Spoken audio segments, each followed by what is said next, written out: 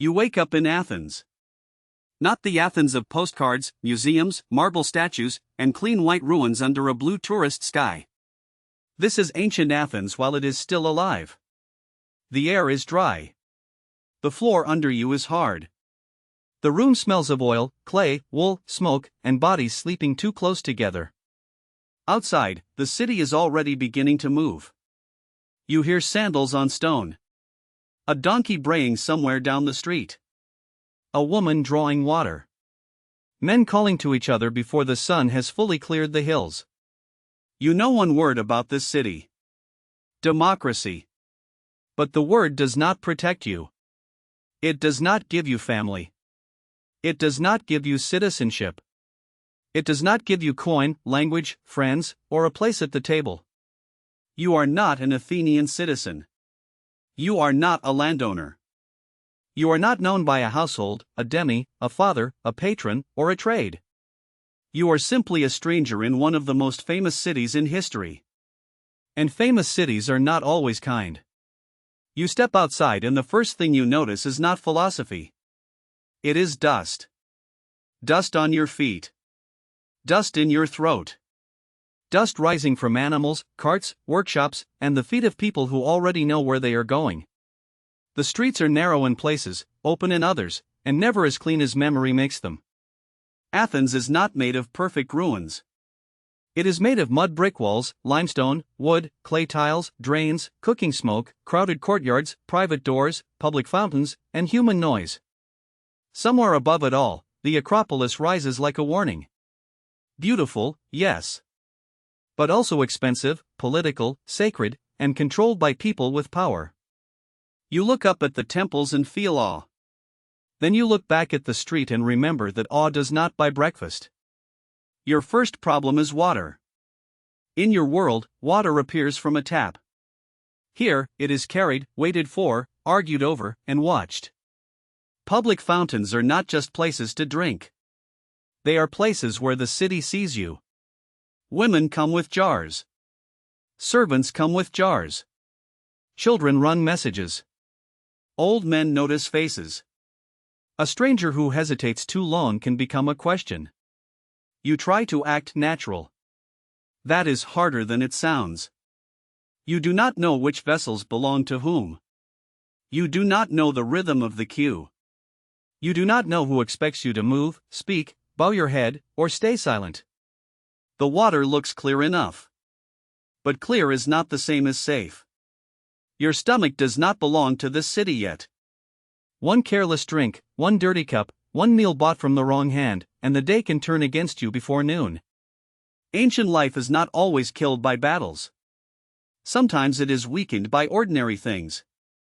You follow the crowd toward the agora.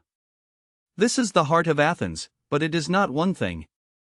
It is market, meeting ground, courtroom edge, gossip machine, business district, political theater, and social trap.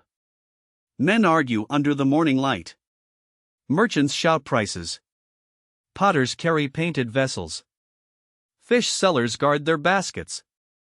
Philosophers and students move through the noise as if thought itself needs an audience. You recognize some of the shapes from history books.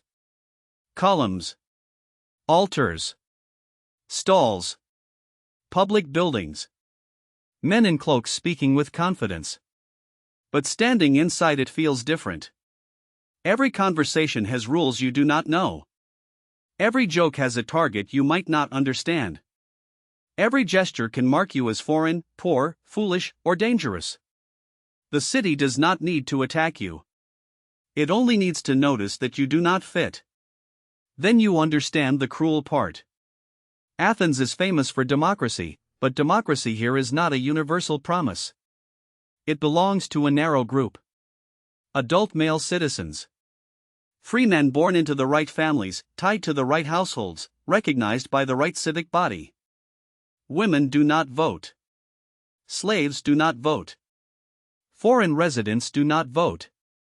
Visitors do not vote. You do not vote. The word democracy does not mean the city sees everyone equally.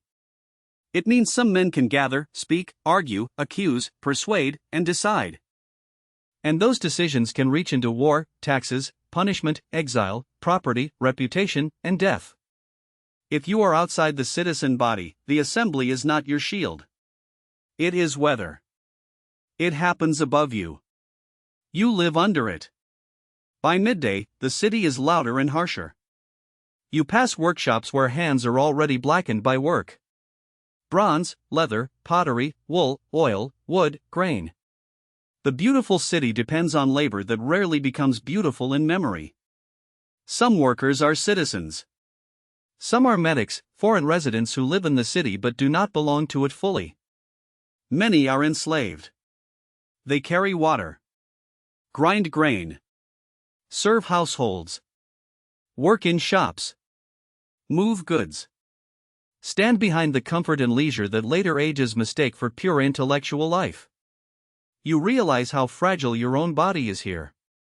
You have no master, no employer, no customer, no recognized household, no legal story that makes sense. In a world where status is survival, being undefined is dangerous. A poor citizen still has a civic identity. A slave has an owner. A medic may have a patron. You have nothing that the city understands. In the afternoon, you climb toward the sacred height. The Acropolis is not an empty ruin. It is color, sound, procession, smoke, stone, money, politics, and prayer. Painted surfaces catch the sun. Priests move with purpose. Animals resist ropes. People bring offerings because the gods are not decoration here. They are part of public life. You cannot separate religion from the city. The oath, the sacrifice, the festival, the procession, the temple treasury, the civic calendar, the fear of pollution, the hope of favor. All of it surrounds you. Modern people often imagine ancient religion as mythology. For the people around you, it is risk management. If the gods are angered, ships sink, crops fail, babies die, armies lose, and cities panic. You stand beneath the sacred buildings and feel small. Not because the marble is large. Because everyone else seems to know how to behave. Later, the road pulls you toward the sea. The port is another Athens. Piraeus is crowded, loud, salt-stained, and alive with money.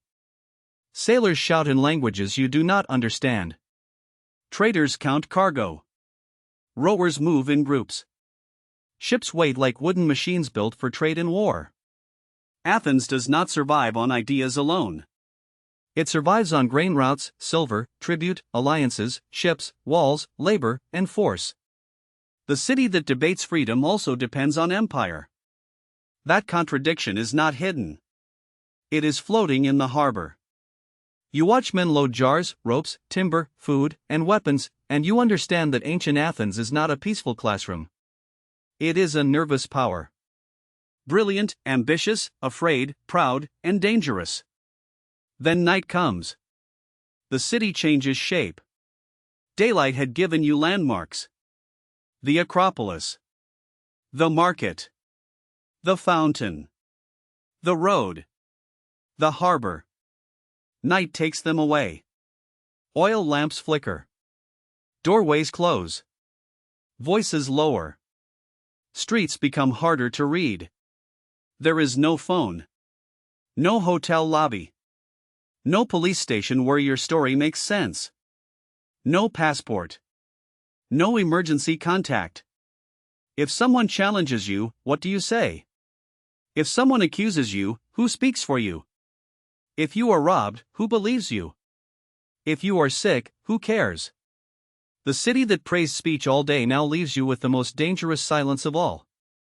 No one is waiting for you. So would you survive one day in ancient Athens?